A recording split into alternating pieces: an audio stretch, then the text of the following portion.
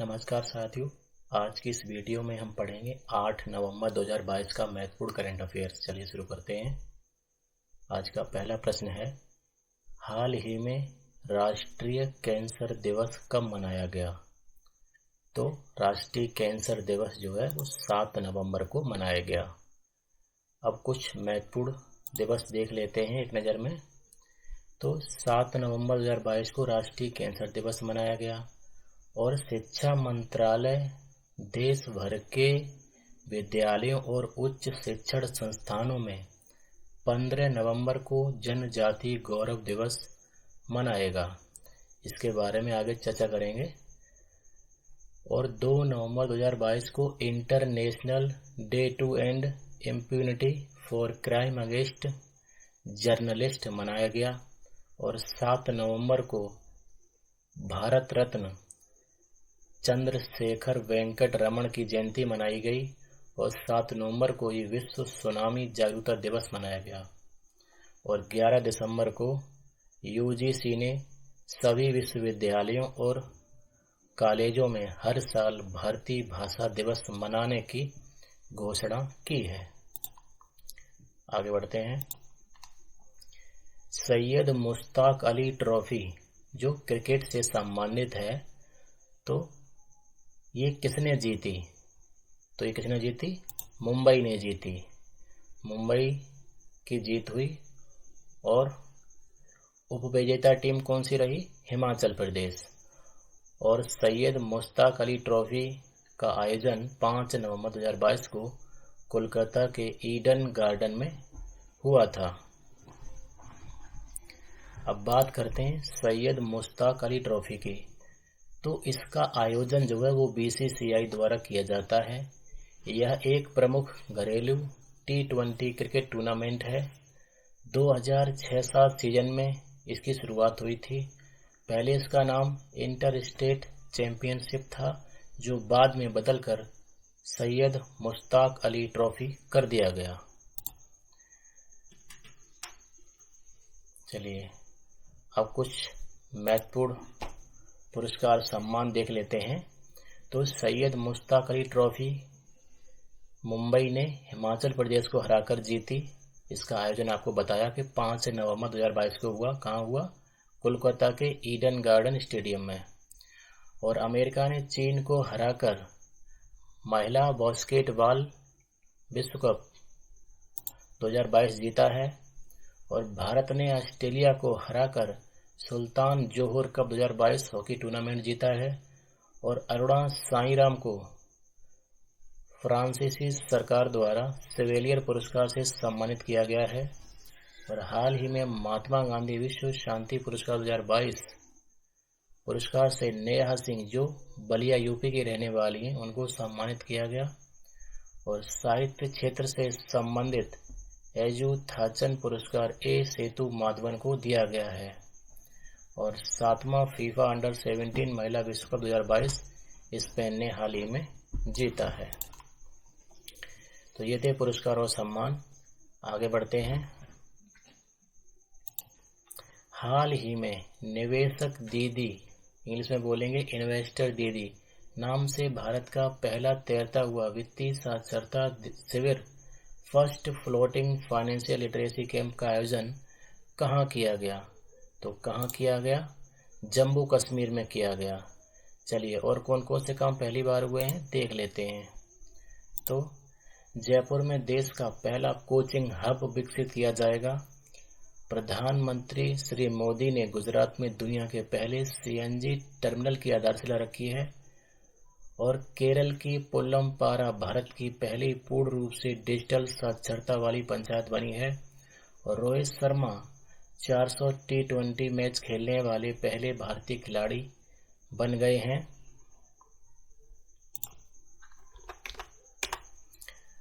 और Surya Kumar Yadav cricketer T20 में दुनिया का नंबर 1 बल्लेबाज बन गए हैं। और इंडिया पोस्ट पेमेंट बैंक ने भारत का पहला तैरने वाला वित्तीय साक्षरता शिविर floating financial literacy camp Srinagar में शुरू किया है। श्रीनगर में डल झील में शुरू किया है। और भारत का पहला हिमालयन मसाला उद्यान रानीखेत में स्थापित किया जाएगा। और स्विट्जरलैंड ने सबसे लंबी यात्री ट्रेन का संचालन करके विश्व रिकॉर्ड पहली बार बनाया है। और इंडिया पोस्ट पेमेंट बैंक ने जो वित्तीय साक्षरता शिविर का आयोजन किया है उसका नाम क्या है? निवेशक दीदी। और ये श्रीनगर की डल झील में इसका आयोजन किया गया है। और रिजर्व बैंक ने 1 नवंबर 2022 को देश की पहली डिजिटल करेंसी लॉन्च की है। और भारत का पहला एक्वा पार्क फिश म्यूजियम जो है वो कर्नाटक में खोला जाएगा। तो ये काम पहली बार हो चुके हैं, कुछ होने वाले हैं। आगे बढ़ते हैं। IHF इसका मतलब है इंटरनेशनल हॉकी फेडरेशन, अर्थात अंतर्राष्ट्रीय हॉकी महासंघ के नए अध्यक्ष कौन बने हैं? तो IHF के नए अध्यक्ष जो है कौन बने हैं? मोहम्मद तैयब इकराम। अब इनकी नियुक्ति इस पद पर हुई है। अब हाल ही में कौन कौन सी नियुक्तियां हुई हैं एक नज़र डाल लेते हैं। मोहम्मद तैयब इकराम अंतर्राष्ट्रीय हॉकी महासंघ के नए अध्यक्ष बने, आपको बताया अभी। और Luiz Inacio Lula da Silva Brazil देश के नए राष्ट्रपति बने हैं। और डॉक्टर जी हेमा प्रभा गन्ना प्रजनन संस्थान जो कहाँ है? कोयम्बटूर तमिलनाडु में है, वहाँ की पहली महिला निदेशक बनी हैं। और ऋषभ पंत को उत्तराखंड का ब्रांड एम्बेसडर बनाया गया है। और मोहम्मद तैयब इकराम अंतर्राष्ट्रीय हॉकी महासंघ के नए अध्यक्ष बने, आपको बताया। चलिए आगे बढ़ते हैं।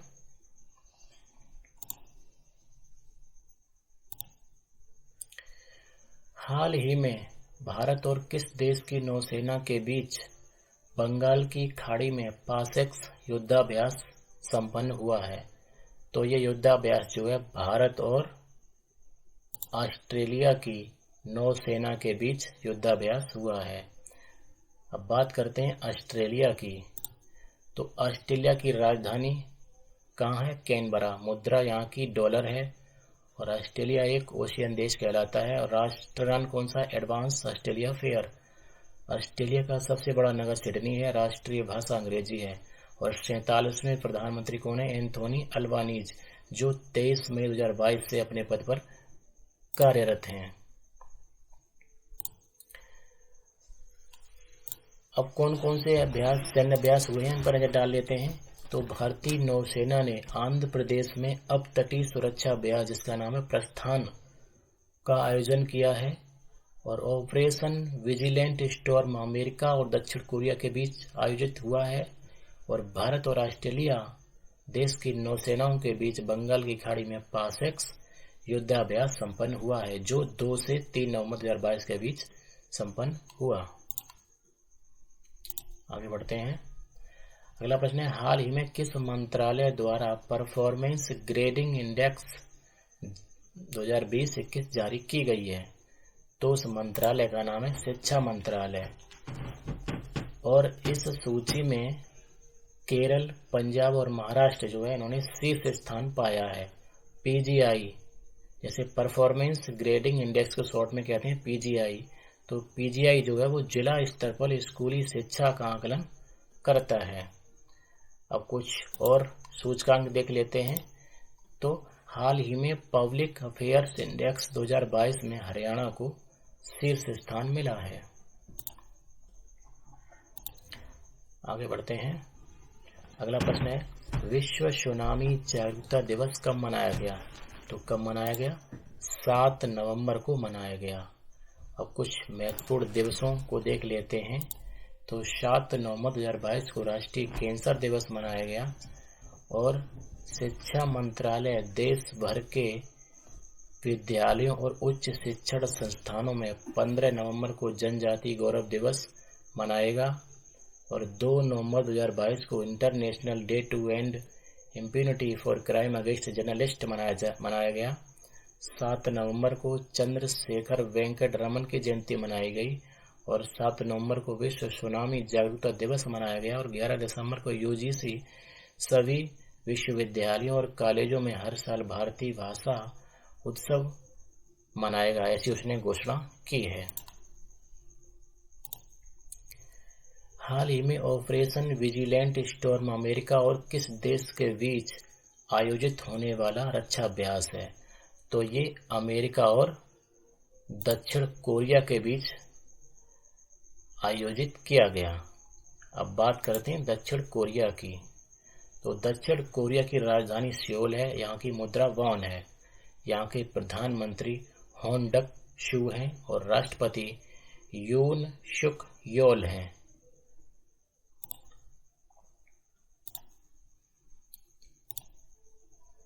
हाल ही में किस देश ने सबसे लंबी यात्री ट्रेन का संचालन करके विश्व रिकॉर्ड बनाया है? तो किस देश ने ऐसा किया है? तो ऐसा करने वाला देश है स्विट्जरलैंड, जिसने सबसे लंबी यात्री ट्रेन का संचालन करके विश्व रिकॉर्ड बनाया है। इस ट्रेन की लंबाई 1910 मीटर है, इसमें 4550 सीटें हैं और कोच हैं 100। अब बात करते हैं स्विट्जरलैंड की। तो स्विट्जरलैंड की राजधानी कहाँ है? बर्न, और मुद्रा है फ्रैंक। स्विट्जरलैंड एक यूरोपीय देश है और यहाँ का सबसे बड़ा नगर है ज्यूरिच है।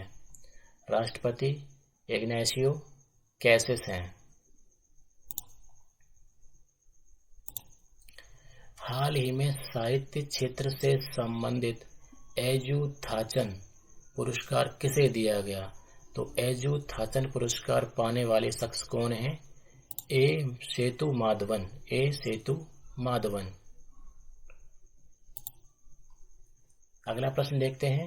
हाल ही में G7 के विदेश मंत्रियों की बैठक किस देश में आयोजित की गई? तो G7 के विदेश मंत्रियों की बैठक जो है वो हाल ही में जर्मनी में आयोजित की गई। बात करते हैं जर्मनी की। तो जर्मनी की राजधानी बर्लिन है, मुद्रा यूरो है और जर्मनी एक यूरोपीय देश है। यहाँ के राष्ट्रपति फ्रैंक वाल्टर स्टेनमेयर हैं और चांसलर ओलाफ शुल्स हैं।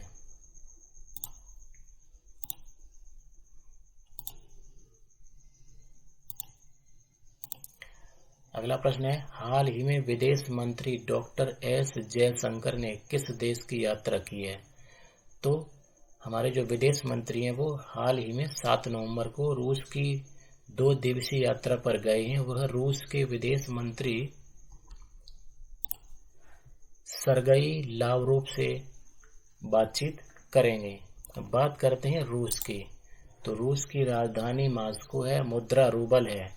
रूस के राष्ट्रपति व्लादिमीर पुतिन हैं और प्रधानमंत्री मिखाइल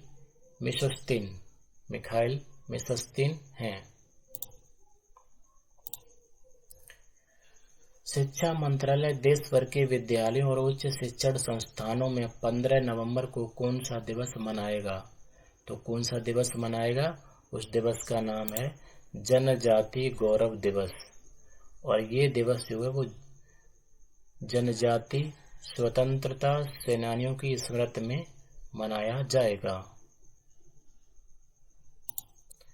अगला प्रश्न बहुत ही इम्पोर्टेंट है।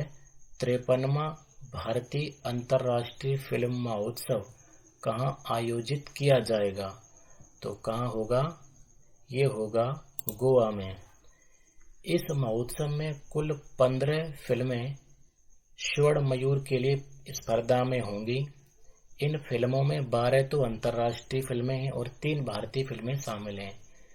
अंतर्राष्ट्रीय फिल्म महोत्सव को शॉर्ट में IFFI कहते हैं, जिसकी फुल फॉर्म होती है the international film festival of India, और इसका आयोजन 20 नवंबर से 28 नवंबर 2022 के बीच किया जाएगा। अब बात करते हैं अंतर्राष्ट्रीय फिल्म महोत्सव की। तो इसका पूर्ण रूप क्या है? The international film festival of India, Hindi में कहते हैं भारतीय अंतर्राष्ट्रीय फिल्म महोत्सव। इसकी स्थापना 24 जनवरी 1952 को हुई थी और ये गोवा सरकार द्वारा होस्ट किया जाता है। इस फिल्म में कौन कौन से पुरस्कार दिए जाते हैं? एक तो दिया जाता है गोल्डन पीकॉक, सबसे बड़ा पुरस्कार है। बेस्ट फिल्म का पुरस्कार दिया जाता है। सिल्वर पीकॉक दिया जाता है। बेस्ट डायरेक्टर का अवार्ड दिया जाता है, बेस्ट एक्टर मेल और बेस्ट एक्टर फीमेल ये दोनों दिए जाते हैं, और स्पेशल ज्यूरी अवार्ड दिया जाता है, लाइफ टाइम अचीवमेंट अवार्ड दिया जाता है, और Indian personality of the year ये पुरस्कार इस महोत्सव में दिए जाते हैं। अब हाल ही में कौन कौन से आयोजन हो चुके हैं या होने वाले हैं उनको देख लेते हैं। तो 53वां भारतीय अंतर्राष्ट्रीय फिल्म महोत्सव 20 नवंबर से 28 नवंबर के बीच गोवा में आयोजित किया जाएगा, और इंडिया केम 2022 सम्मेलन के 12वें संस्करण का आयोजन दिल्ली में अभी हाल ही में हुआ था, और छत्तीसगढ़ में हाल ही में जनजाति नृत्य महोत्सव का आयोजन हुआ, और फीफा 2022 20 नवंबर से 18 दिसंबर तक होगा। इसका आयोजन कहाँ होगा? कतर में होगा। और अजमेर शहर में 15वां अंतर्राष्ट्रीय सूफी रंग महोत्सव 2022 आयोजित किया गया, और नई दिल्ली में भारतीय खनिज और धातु उद्योग पर अंतर्राष्ट्रीय सम्मेलन आयोजित किया गया। केरल ट्रैक एशिया कप 2022 की मेजबानी करेगा, मतलब इसका आयोजन भी एशिया कप का कहाँ होगा? केरल में होगा। और छत्तीसगढ़ में 1 से 3 नवंबर 2022 तक जनजातीय नृत्य महोत्सव का आयोजन हुआ है, और आंध्र प्रदेश के विजयवाड़ा में विश्व कुचिपुड़ी नाट्योत्सव इसका आयोजन हुआ है, और जापानी नौसेना के 70 साल पूरे होने के मौके पर योकोसुका बंदरगाह पर इंटरनेशनल फ्लीट रिव्यू समारोह का आयोजन किया गया है, और हाल ही में लखनऊ में इनो रेल प्रदर्शनी का आयोजन किया गया है, और मध्य प्रदेश में उद्धव उत्सव 2022 का आयोजन हाल ही में किया गया है। तो ये थे कुछ महत्वपूर्ण आयोजन जो कुछ हो चुके हैं, कुछ होने वाले हैं। आगे बढ़ते हैं। वर्ल्ड ट्रैवल मार्केट प्रदर्शनी का आयोजन कहाँ किया जाएगा? तो कहाँ किया जाएगा? लंदन में किया जाएगा। वर्ल्ड ट्रैवल मार्केट प्रदर्शनी का आयोजन लंदन में किया जाएगा। यह अंतर्राष्ट्रीय स्तर पर सबसे बड़ी प्रदर्शनियों में से एक है। इस वर्ष इस प्रदर्शनी की थीम क्या है? यात्रा का भविष्य अब शुरू होता है। भारत प्रदर्शनी में स्वयं को पर्यटन के लिए पसंदीदा देश के रूप में प्रस्तुत करेगा, और इस प्रदर्शनी की शुरुआत जो है वो आज 7 नवंबर से 9 नवंबर यानी 3 दिवसीय ये प्रदर्शनी मनाई जाएगी। अब कहाँ होगी? लंदन में। लंदन कहाँ है? ब्रिटेन में। अब ब्रिटेन के बारे में जानते हैं। तो ब्रिटेन की राजधानी कहाँ है? लंदन। मुद्रा पाउंड स्टर्लिंग है, और ब्रिटेन जो है वो यूनाइटेड किंगडम का एक भाग है। अब यूनाइटेड किंगडम में 4 देश आते हैं, स्कॉटलैंड, इंग्लैंड, वेल्स और उत्तरी आयरलैंड। इनको मिलाकर के बनता है यूनाइटेड किंगडम। और अभी हाल ही में ब्रिटेन के नए प्रधानमंत्री कौन बने? ऋषि सुनक, जो भारतीय मूल के हैं। और आज का अंतिम प्रश्न। राष्ट्रपति श्रीमती द्रौपदी मुर्मू ने राष्ट्रपति भवन में 7 नवंबर को नर्सिंग पेशेवरों को वर्ष 2021 के लिए कौन से पुरस्कार प्रदान किए? तो कौन से पुरस्कार प्रदान किए? उनका नाम है राष्ट्रीय फ्लोरेंस नाइटिंगेल पुरस्कार। ये 51 लोगों को प्रदान किए गए। अब बात करते हैं राष्ट्रीय फ्लोरेंस नाइटिंगेल पुरस्कार की। तो फ्लोरेंस नाइटिंगेल पुरस्कार भारतीय नर्सिंग परिषद द्वारा दिया जाता है। इसकी स्थापना 1973 में स्वास्थ्य और परिवार कल्याण मंत्रालय भारत सरकार द्वारा की गई थी।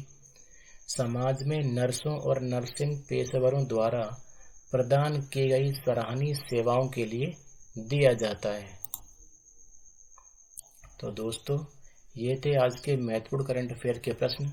अगर आपको हमारी वीडियो पसंद आती है तो आप हमारे चैनल को सब्सक्राइब करना बिल्कुल ना भूलें। तो आज की वीडियो में इतना ही। कल फिर मिलते हैं। तब तक के लिए नमस्कार। जय हिंद, जय भारत।